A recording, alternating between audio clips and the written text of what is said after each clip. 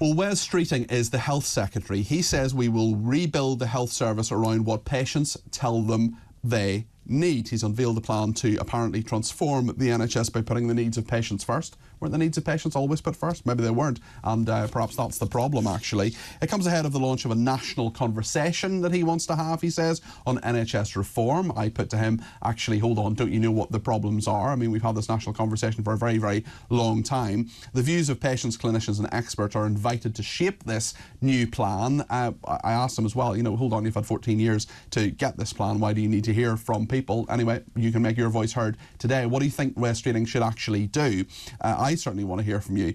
He says that the plan will play a central role in delivering the mission to build an NHS fit for the future. We will see if that actually happens, of course. I asked him about this a little bit earlier today in Westminster. This is the conversation I had with the Health Secretary, Wes Streeting. Wes Streeting, thanks for joining us on Talk. Perhaps you could tell us what the plan is here. Is it really just to keep people out of hospital as long as possible, keep them in primary care rather than in expensive hospital treatment? Well, we can see the NHS is going through what is objectively the worst crisis in its history, and unless we reform the NHS, it's not going to be there for us in the next 76 years as it has been in the last. And so we're launching a reform programme that focuses on 3 big shifts. Yes, keeping people out of hospital, better primary care, neighbourhood health services, care in people's homes as well. Better for them, also better for taxpayers. A GP appointment costs about 40 quid, going to A&E costs 400, so you can see the big difference there. Big shift from analogue to digital, making sure the NHS isn't just benefiting from but driving the revolution in data, life sciences, medical technology. And then the third shift, not just treating sickness but actually preventing it. And the argument we're making is that unless we do health service reform and public health reform, we will continue to see the costs of the NHS rise and rise beyond a sustainable point. And so we've got to make the NHS itself more efficient, more productive, and we've also got to take steps to help us lead healthier, happier lives, because that's how ultimately we'll make sure the NHS is always there for us when we need it. How much of this is about personal responsibility, taking control of your own health? There are a lot of people who think Ozempic will sort my obesity, for example. Isn't it about actually saying to people, try to do as much as you can yourself to keep yourself out of hospital and away from those primary care, even primary care appointments? I think we definitely do need to take personal responsibility when it comes to our own health and well-being. But we've also got a role to play in helping people to lead healthier, happier lives as well. I mean, one of the exciting things about these new weight loss drugs is that alongside the right diet and exercise, we see remarkable results that helps people, particularly those who are morbidly obese, would otherwise struggle to lose the level of weight that they need to. It helps them to lose a considerable amount of weight, feel like they're on the path to improvement, and then those extra things, the exercise, the diet, not only helps keep their weight off but prevents cardiovascular disease, diabetes. Really encouraging, but the two go hand in hand. You can't just take the drugs, you've also got to do the diet and the exercise changes, otherwise it won't work. And we can't just try and jab our way to good health. We also do need to show a degree of personal responsibility as well. What would you say to people who will say, look, this is another reform of the health service, this is more talk, is this actually going to be backed up by action? And in 10 years, at the end of the programme, and hopefully before then, will I be able to get a GP's appointment? Will I be able to not wait far too long in A&E? Well, I think people should judge us by our actions, not just our words. In the first 3 months of the Labour government, we've ended the junior doctor strikes, which means we go into this winter for the first time in years now without having to contend with strikes as well as winter. We've put in just under £100 million to employ 1,000 more GPs onto the front line to help there. We've introduced a ban on ads, junk food ads targeted children. This week we're introducing a new law into Parliament that will enable better data sharing in the NHS, potentially freeing up 1.5 million hours of staff time a year that can be redeployed to patients. In the coming days we're going to be sending crack teams of clinicians into those areas with high levels of people both off work and off sick to help get waiting lists down, help people back to health and back to work. And in terms of our work on waiting lists, not only will we meet our promise to deliver 40,000 more appointments every week, we're actually going to reform the way that the waiting lists work so that they're more productive and we get more bang for our buck. That's just what we've done in the first 3 months. We're not going to be able to turn 14 years of failure around in 1 year or one budget or even one spending review, but we are walking the talk on reform. We've already begun, and the best is yet to come. Tell me about health inequalities, because two babies born in exactly the same hospital will often have very, very different outcomes. How are you going to tackle that issue? Look, I'm really, especially coming from a working class background and having grown up in poverty myself, I'm really conscious of the fact that people have wildly different life expectancy and health outcomes depending on where they were born, the circumstances they were born into. And if we think the health inequalities are bad enough within our country, particularly between rich and poor and north and south, we should look at Britain's health outcomes compared to other leading countries where we are increasingly the sick man and woman of Europe. So I'm focused on closing the gap between rich and poor in our country, but also closing the gap in the global race that's seeing Britain lagging behind other advanced economies. And we will only be able to do that if we reform the health service, reform our approach to public health, which is why this coming week, myself and the Prime Minister, as well as the immediate action we're taking, we're about to launch the biggest conversation in the history of the NHS, where we're going to involve patients, staff, and particularly those people who are driving the revolution in life sciences and medical technology to help us build the 10-year plan for reform that the NHS needs. Already? You've had 14 years to come up with one. Well, we come straight into government and we've hit the ground running. We've already started the reform process. We've set out very clearly what we want the long-term reform direction to look like.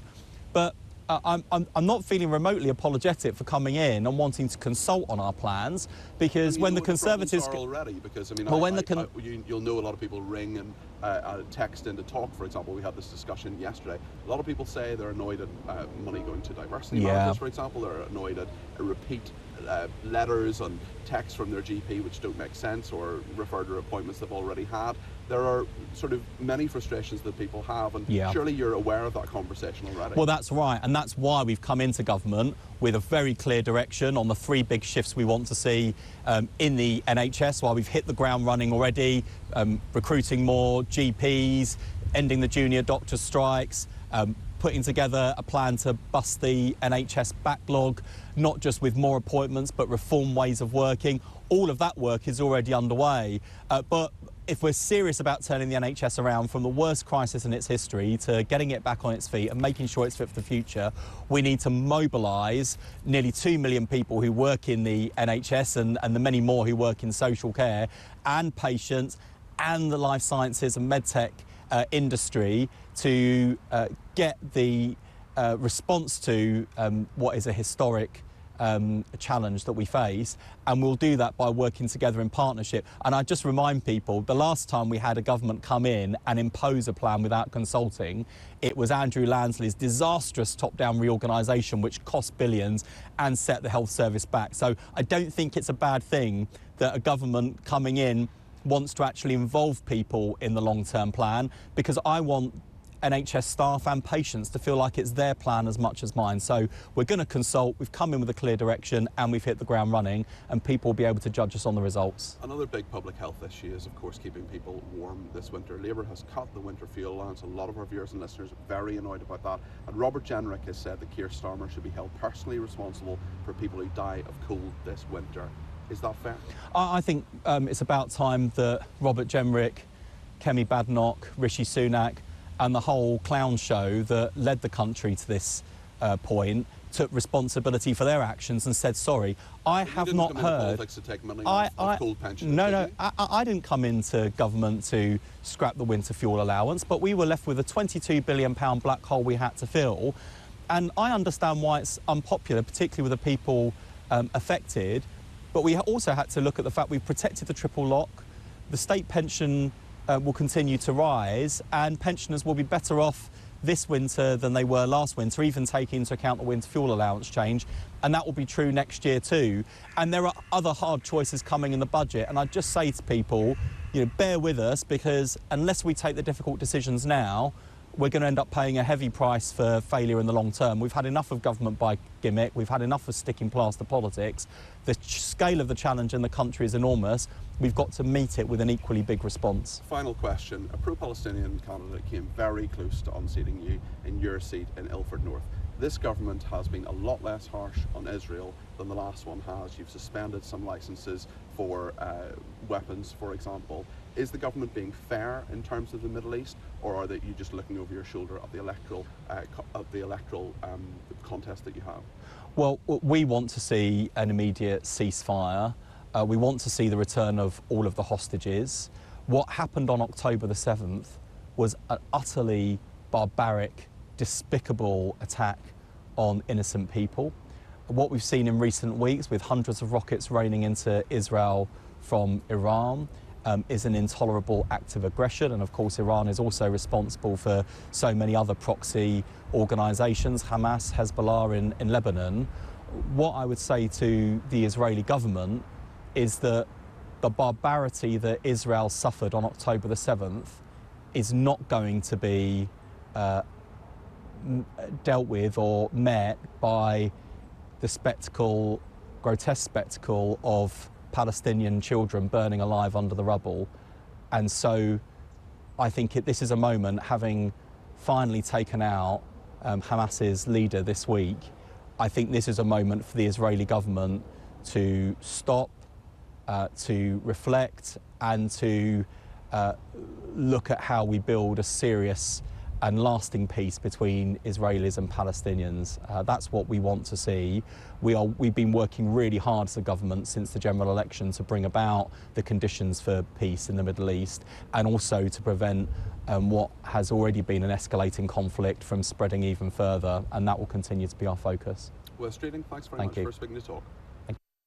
Well, that was the Health Secretary speaking to me a little bit earlier on. I'm going to get the reaction of Clare Muldoon and Tim Montgomerie in a second, but here's yours. The whole system needs a root and branch reform carried out by a top businessman. Amanda says it's not rocket science. No party has the guts to do it. Maybe this is the reform they need. Maybe this will solve it. I don't know. Jane says, bit rich calling Tories clowns. They have become clowns within 100 days. Streeting seems to forget to mention Labour have been in charge of health in Wales for 25 years. A very good point from Jane. Dawn in Chelmsford says, which part of Streeting's healthy and happier lives does the withdrawal of winter fuel payments fit into? His efforts to defend it are pathetic. And Mary in County Down says we should drop the simplistic comparison of £120 Ozempic jabs with a £30 monthly gym membership. The government has been underwriting free or heavily subsidised gym memberships for many years, while obesity and obesity-related diseases, such as things like fatty liver and diabetes disease, have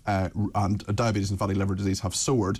As any pound shop fitness trainer will tell you, you can't out-train or outrun a bad diet. Sending a morbidly obese patient to the gym without tackling the issues that put them on the path, not to mention their strained joints, inflammation and other obesity-related health problems, is a waste of time. Well, let's find out what our panel think. We'll do the panel proper in a second, but let's just get a quick reaction from Clare Muldoon, who is a broadcaster, and Tim Montgomerie, who is former Number 10 advisor and founder of Conservative Home. Clare, your thoughts on the interview? So, it was a very good interview. He laid out his table and he laid out what he was planning to do. But I think in terms of NHS, we need to get rid of things. We need to get rid of the menu of NHS. People go to the GPs to present and say, I want to be thinner, I want a nose job, I want a child, I want this, that and the next thing. And the panacea of the NHS is seen to be that they could do all of this. They need to stop it. Absolutely stop it. Cut back on the actual service. Get rid of diversity, exclusive and inclusive. That's not going to save £10 billion, though, is it? No, it will. Get a better IT system. The IT system within the NHS, all the different trusts use different ones. Appointments are being sent out willy-nilly. No one has got any control over that basic Claire's point. right, Tim, isn't it? It is about control, and it is about, I mean, I've spoken to loads of people yesterday, and please do give me a ring on 0344 499 1000, who were telling me about, receiving text messages for appointments that they already had, letters that were late, all that kind of stuff. What did you make of what Wes Streeting said? Well, look, he said that reform process has already begun. I'm not quite sure what that entails, but reform is absolutely essential because we're coming up to a budget that will probably define this Labour government. They're going to spend an enormous amount of money. Now, I would support that if I thought that money would lead to improved healthcare. It won't, no. But it won't, no, because of all the reasons that Claire's just set out. The NHS doesn't spend money well. And I think until they have got an absolutely clear reform package, that IT works, that they stop using fax machines. Does any other organisation in the world still use fax machines? Well, the NHS does, because it's failed again and again to integrate its services. And so I think Wes Streeting needs to get on with the reform agenda before Rachel Reeves puts more and more money that into taxpayers can't afford into a bottomless pit. I mean, what he's saying essentially is there will be, well, he didn't confirm the money, of course, we'll find out in 10 days' time in the budget. And I actually didn't press him on that because that's a waste of time. They always just say, oh, wait for the budget, and I just didn't want to waste time with that. I only had about 10 minutes. So, Claire, I just wonder whether you I mean, perhaps, let's say for the sake of argument, another 10 billion, but when the Conservatives came into power, 139 billion, when they left, 180 billion for the NHS in England anyway. It's not just about money, is it? It's obviously not about money. It's completely mismanaged, the NHS. And to think that different trusts have to procure their drugs from different drug companies. I mean, basic capitalism would tell you, if you've got a big company going for a set of drugs, there's more power to the bigger company than the wee separate entities trying to get paracetamol, ibuprofen, that's the basic drugs. But notwithstanding the rest for that cancer example's drugs. a very good one as well, because there are even people, and I was speaking to someone yesterday on this programme actually about it, who was saying that there are still people who go to GPs to get things like paracetamol and ibuprofen prescribed. In my local pharmacy, I checked this, you can actually buy paracetamol. 65 pence. Yeah, it's around 65 pence. Yeah. So long as the service is free, some people, I'm afraid, will abuse it. And I'm not saying you should charge the NHS, but we do need to find a way of stopping those people thinking that they can just go there and get whatever they want without taking personal responsibility. David in Glasgow has given me a ring, 0344 499 1000. First caller of the show today. David, you're very welcome. What did you make of what Wes Streeting was saying there a minute ago? Morning, Peter. A very good interview, but it's the same thing that we've seen time and time again from whatever political party you have. We're going to do all these wonderful things, and the question is, where's the money coming from? Yeah, well, he says, I mean, we're told another 10 billion for the NHS in England may well occur, may well happen in the budget in 10 days' time. Would that be enough? Is it too much? Is reform the key thing for you? What do you think, David? Where's it coming from? This is the question. It's coming from you and me, the taxpayer. Exactly, yeah.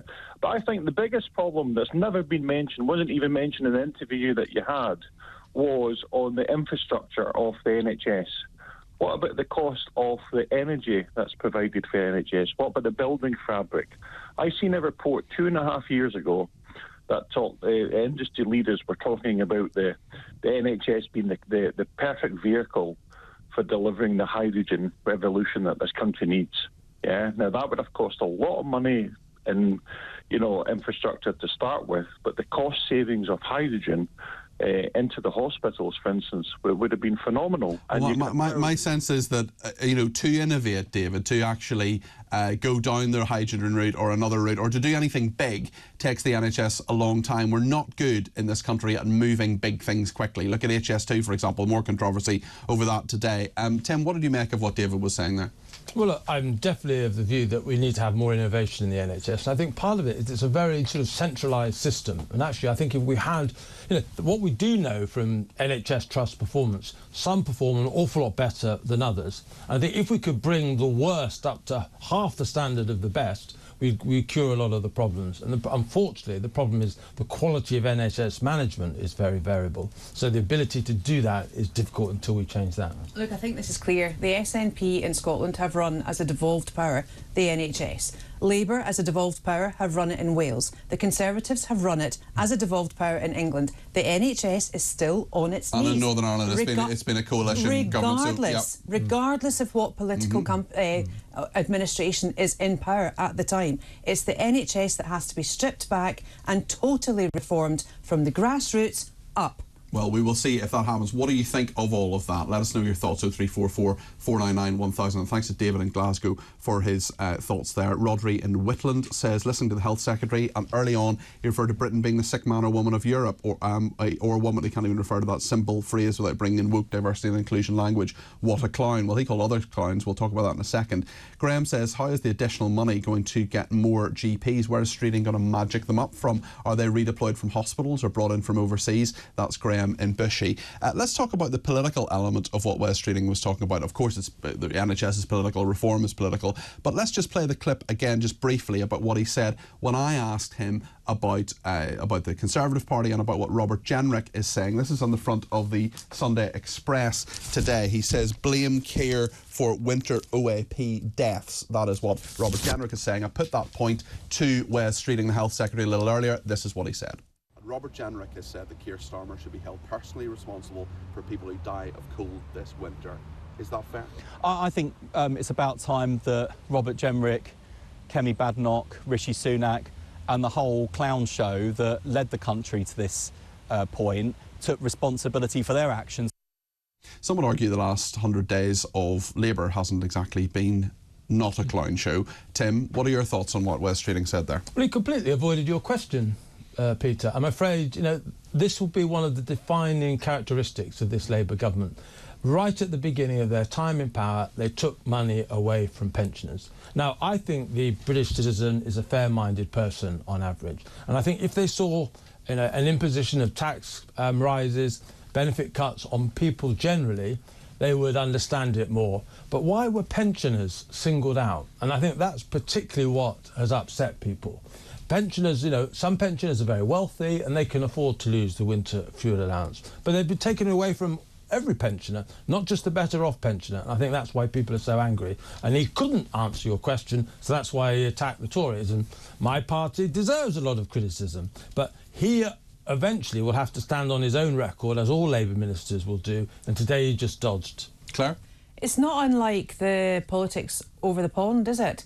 That the Republicans are very much, we'll do this X, Y and Z, but the Democrats are just saying, it's Trump's fault. Yeah. It's all Trump's fault. We're not going to do that. There's so much deflection going on, and I can't stand the use of clowns. I hate all of the rhetoric, all that horrible discourse on X, when you call people plebs, clowns, whatever. People are human beings. You can like them or not, but you don't need to call them names.